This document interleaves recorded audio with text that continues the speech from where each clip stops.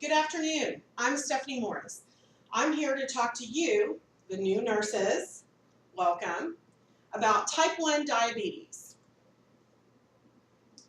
Today we're going to look at what normal pancreatic function looks like versus pancreatic function in those with type 1 diabetes.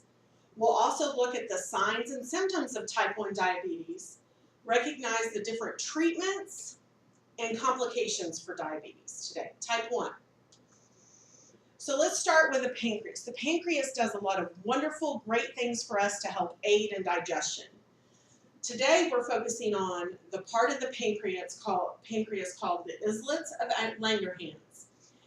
Specifically, we have alpha, beta, and delta cells.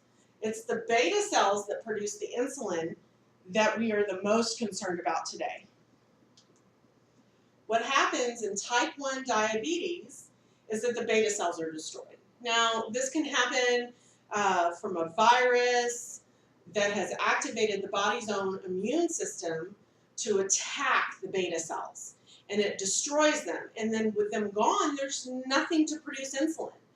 And the action of insulin is to help drive glucose into the cell. It opens the door to let glucose in.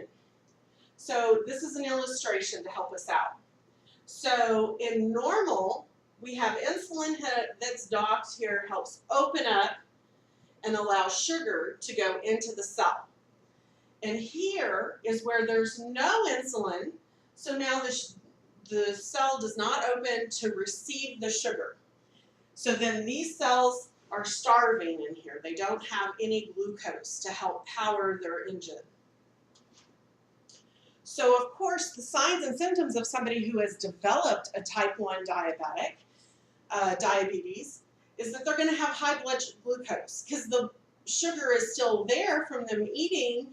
It's just now it's in their bloodstream and it's not driving into the cell where we want it. And this also causes us to have a great deal of thirst.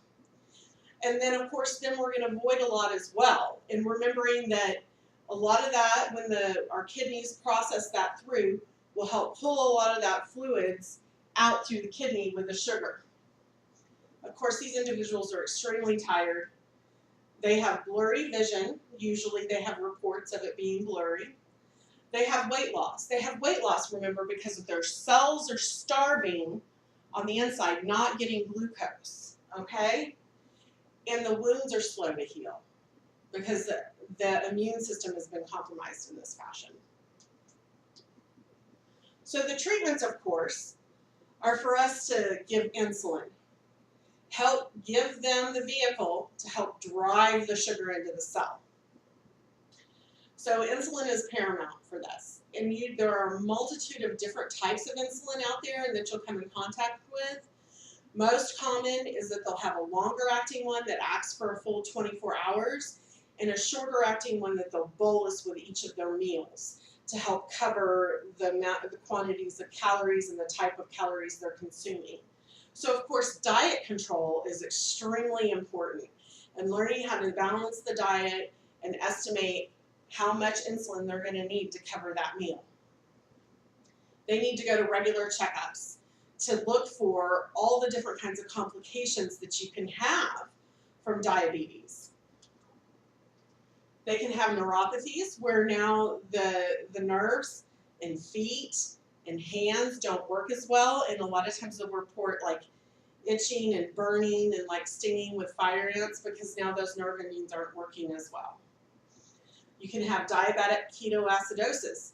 This is an instance where the blood sugar has gotten so high that it's caused an acidosis to the system, and the ketones are produced because the body's cells are starving and it has triggered the breakdown of the fat. So you have fat molecules with ketones and then again sugar. So then you have those extra ketones flowing around that changes the pH of the bloodstream. And when this happens, they can get very, very sick. Blood sugars get really, really high. And they get that acidosis on board, and they have to be admitted to the hospital and treated accordingly to help bring those sugars down. They can have complications with eyes and skin, blood vessels eventually with circulation, because remember, blood sugar touches every part of your body. So usually there's complications associated with most parts of the body because of an imbalance between the sugar.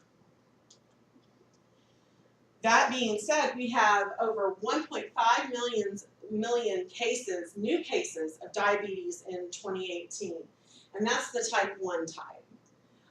And diabetes was listed as the underlying cause of death, and almost 80,000, just under 80,000 deaths. And then was mentioned as a comorbidity in over 200,000 deaths. So this impact has this disease has a great impact on our population.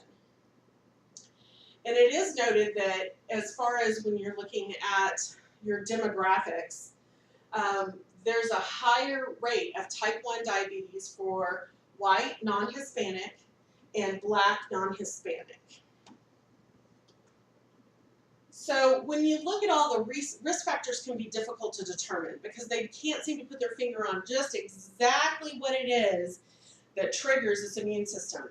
So in some cases, there might be a big family history and be predisposed, and they're exposed to whatever virus it is or whatever it is in the environment that kicks on their immune system, causing it to destroy those beta cells.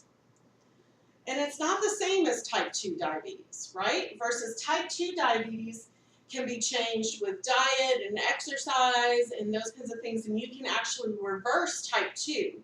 Whereas in type 1, there's no reversal. It's a lifelong disease. It'll be chronic. They'll have to take care of it every single day of checking blood sugars, controlling diet, and making sure they're going for the regular checkups. So there's not really prevention for the type 1 diabetic. So the homework today, and let's talk about it, is that you'll have a case study. We're going to go over it real quick. You have an 11-year-old that comes to the emergency room with complaints of being extremely tired. Mom reports he has nausea and vomiting. She states he can't hold down even a glass of water. During the last week, she noticed he was drinking and voiding a lot. Up until now, he's been healthy. So I want you to think of everything here that you would want to ask about. And I want you to think about what labs is it that will draw and what can we expect to see from the labs. For example, would the capillary blood glucose be elevated or low? Would there be sugar in the urine? Would the A1C be impacted? Other things to look at and things that I want you to list out is what are the signs and symptoms that this patient is having that are consistent with type 1 diabetes? And what other tests should be performed that we don't have listed? And I want you to think about for your assessment, what other things are you going to look for that were not mentioned? And then I want you to tell me what you think happened with the pancreas. After you've completed your case study, then I also want you to create a concept map. And I want you to compare normal pancreatic function to the pancreatic function in type 1 diabetes. I want you to be creative and demonstrate how you see the pancreas and the insulin and the relationship work in your concept map. Okay? Thank you.